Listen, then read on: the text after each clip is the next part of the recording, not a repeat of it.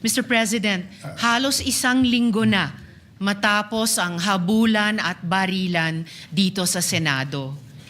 Sa loob-loob ko, hindi ako mapanatag na simula nung Lunes, ang ipinapakita natin ay para bang walang nangyari. Na para bang hindi nabastos ang ating institusyon, ang ating mga empleyado at ang mga Pilipino. Hindi maliit na bagay ang nangyari dito. At lalong hindi dapat inaasa sa mga Facebook Live, press conferences at media interviews ang pagtatahi-tahi ng mga pangyayari. Ganito na ba talaga kababa ang inabot ng ating politika sa Pilipinas? Ito na ba tayo, Mr. President? Tuluyan na bang nilihis ng politika ang ating mga pamantayan sa pakikipagkapwa? The situation stooped so low that here, in and around these same august halls, may pwedeng magkasa ng barel sa harap ng mga sibilyan. Dear colleagues, kahit kailan, hindi yan nangyari sa Pilipinas. Kahit panahon ng kudeta, not even during the darkest days of martial law, did gunfire erupt within our halls. So, whether we stand in the minority or in the majority, the Senate, as an institution, has sustained a profound injury to its dignity, credibility, and moral authority before the Filipino people. And this frustrates me every day since Wednesday,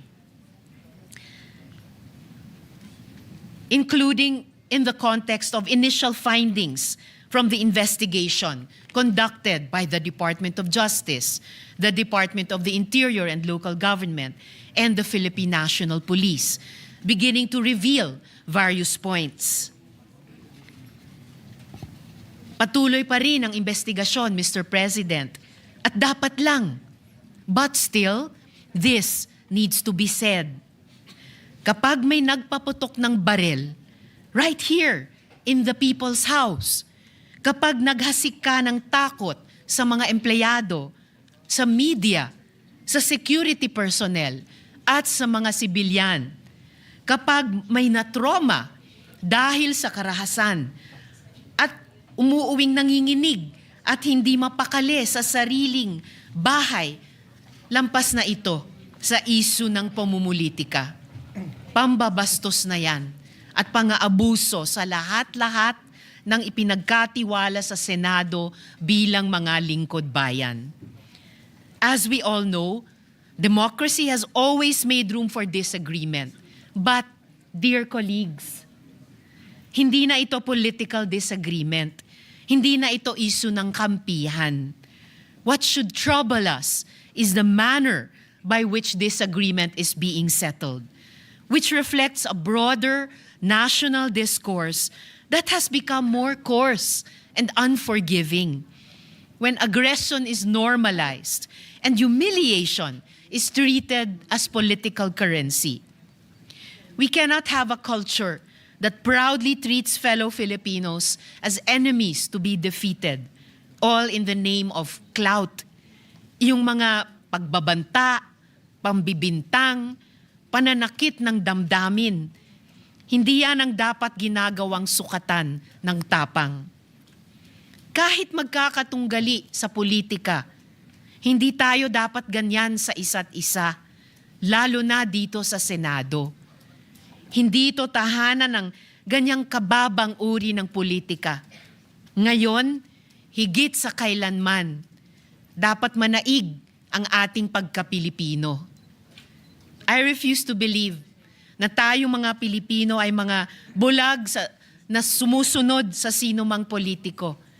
I refuse to believe na wala nang natitirang malasakit, hiya o pagmamahal sa bayan. Kasi ang mga krisis, ang mga sakuna, hindi yan nagtatanong kung sinong kakampi mo sa politika. Lahat tayo tinatamaan at lahat tayo may responsibilidad. At tayo mismo, dito sa Senado, kaya nating magkasundo. In fact, all of the laws I myself have championed could not have passed without the support of those from across the political aisle. And I refuse to believe that this institution that has crafted laws for the most marginalized, that has conducted crucial investigations, that have moved the needle at various political junctures, is beyond repair or redemption. Let us remember, Mr. President, that we have a bicameral legislature with a Senate elected at large, precisely to have a body that can rise above parochial concerns and craft a vision for the entire nation. At kaya kong sabihin ng buong puso that this Senate has, at its best, shown that disagreement does not destroy our common duty. We have passed laws across party lines. That is why we cannot act as though nothing happened last week.